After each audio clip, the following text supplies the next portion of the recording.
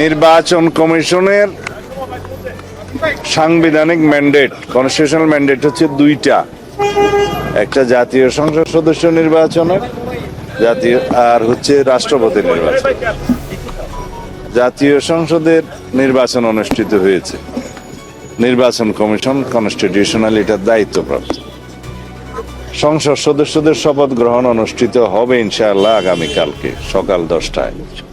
এটাও সাংবিধানিকভাবে স্পিকার অথবা deputy speaker available না থাকলে বা তারা অপারগ হলে বা তাদের মনোনীত প্রতিনিধি যদি না থাকে, সেই ক্ষেত্রে দ্বিতীয় অপশন হচ্ছে প্রধান নির্বাচন কমিশনার শপথ পাঠ করাবেন। সেই হিসাবে আগামীকালকে সকাল 10টায় জাতীয় সংসদের নির্বাচিত সদস্যদের শপথ গ্রহণ অনুষ্ঠিত হবে। এইটা প্রধান নির্বাচন কমিশনের সাংবিধানিক এখতিয়ার আছে।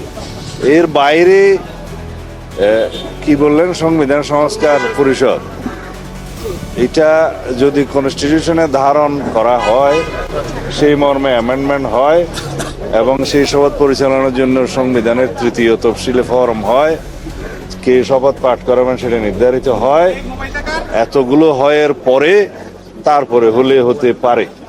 ভাই, আরেকটা বিষয়, মন্ত্রিসভা কি চূড়ান্ত হয়ে গিয়েছে? আর কত সদস্যের হতে পারে? আমরা বিভিন্ন গণমাধ্যমে দেখতে পাচ্ছি। আগামীকাল পর্যন্ত অপেক্ষা করা যাবে না। আরেকটা বিষয় হলো, বিরোধী দল ছায়া সংসদ করছে, এই বিষয়টি কিভাবে দেখছেন?